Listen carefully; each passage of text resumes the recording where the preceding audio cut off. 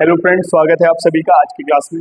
तो आज हम टॉपिक की बात करेंगे उत्तराखंड में स्वराज दल का प्रतिनिधित्व।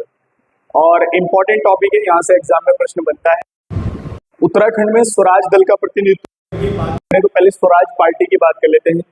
स्वराज पार्टी की स्थापना 1923 में की गई थी। ये एक राजनीतिक दल था या एक राजनीतिक पार्टी थी। आपने संविधान सभा के गठन की मांग को भी देखा होगा कि स्वराज पार्टी के द्वारा 1924 में उठाया गया था कि भारत की एक संविधान सभा होनी चाहिए जो संविधान का निर्माण करे। तो वहीं पर जो है हमने इसके बारे में पढ़ा था। तो स्थापना 1923 और एक राजनीतिक पार्टी थी। अब यहाँ उत्तराखंड से इसको कैसे कंपैरिजन करेंगे, क्या संबंध रहा है स्वराज दल का उत्तराखंड से, तो इसके बारे में हम इस वीडियो में चर्चा करेंगे। ठीक है, तो पहले आपने यहाँ से एक चीज समझनी है, नोट डालकर लिखना है। 1921 में 1921 में कुमाऊं कमिश्नरी को विधान परिषद में प्रतिनिधि भेजने का अधिकार प्राप्त हुआ। कुमाऊं कमिश्नरी आप समझते हैं, कुमाऊं परिषद की बात हो रही है, कुमाऊं क्षेत्र की बात हो रही है कुमाऊं कमिश्नरी को लेकर। 1921 में कुमाऊं कमिश्नरी को विधान परिषद में प्रतिनिधि भेजने का अधिकार हुआ। और उस समय 3 सीटें यहाँ पर हुआ करती थी। 3 जो है सीटें हुआ करती थी। नंबर 1 पर थी नैनीताल सीट, नंबर 2 पर थी गढ़वाल सीट, नंबर 3 पर थी अल्मोड़ा सीट। यहाँ से आप समझना ध्यान से, बहुत इंपॉर्टेंट बात है। 1921 में प्रतिनिधि भेजने का जो है अधिकार प्राप्त हुआ और उस समय 3 सीटें हुआ करती थी, नैनीताल सीट, गढ़वाल सीट और अल्मोड़ा सीट। ठीक है ना। जब 1923 में स्वराज पार्टी का गठन हुआ तो इस पार्टी के टिकट से हमारे यहाँ से 3 मेंबर जो है लड़े थे और जीत भी गए थे। और ये आपने ध्यान रखना है, क्वेश्चन यहाँ से ऐसे बनता है कि स्वराज दल के टिकट पर कौन 1923 में गढ़वाल सीट से या नैनीताल सीट से या फिर अल्मोड़ा सीट से विजयी हुआ था या चुनाव लड़ा था। तो यहाँ से आप देख लेंगे। तो 1923 में स्वराज दल के टिकट पर नैनीताल सीट से गोविंद बल्लभ पंत, कौन है नैनीताल सीट से जो है वो है गोविंद बल्लभ पंत। ठीक है ना। उसके बाद गढ़वाल सीट से है मुकंदी लाल और अल्मोड़ा सीट से है हरगोविंद पंत।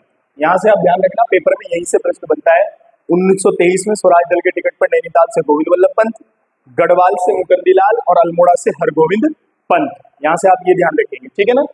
तो उत्तराखंड में स्वराज दल का प्रतिनिधित्व की बात हो रही है। उसके बाद 1926 में इसी स्वराज पार्टी के टिकट पर नैनीताल से फिर से गोविंद बल्लभ पंत, ठीक है ना, और गढ़वाल से मुकंदी लाल और अल्मोड़ा से इस बार हरगोविंद पंत की जगह कौन आएंगे, बद्रीदत्त पांडे आएंगे। ठीक है ना। तो ये आपने यहाँ से ध्यान रखना है। ठीक है। और एक चीज और यहाँ से ये आपको समझ में आ गया है, स्वराज दल के टिकट पर 1923 में कौन कौन लड़ा 3 सीट से और 1926 में कौन लड़ा 3 सीट से। ये आपने बस याद रखना है। एक मेंबर चेंज होता है, बाकी सब सेम ही रहता है। ठीक है ना। और 1921 में कुमाऊं कमिश्नरी को विधान परिषद में प्रतिनिधि भेजने का अधिकार प्राप्त हुआ था। उसके बाद ही ये कहानी गठित होती है। ठीक है। एक हमने आपको जो है पिछले वीडियो में कुछ संस्थाएं बताई थी उत्तराखंड में, जो है कुछ संस्थाओं के बारे में हमने बात की थी। ठीक है ना। तो वहां पर एक संस्था छूट गई थी, उसके बारे में हम यहाँ बात कर लेते हैं। कई बार आता है प्रेम सभा की स्थापना, ध्यान से सुनना आएगा, तो प्रेम सभा की स्थापना। ठीक है ना। तो यहाँ से आपने समझकर जो है याद रखना है इसको। प्रेम सभा की स्थापना 1914 में की गई, 1914 में। और कहाँ पर की गई, तो काशीपुर में की गई। कहाँ पर की गई, काशीपुर में की गई। तो यहाँ से आप याद रखेंगे प्रेम सभा की स्थापना 1914 में काशीपुर में की गई।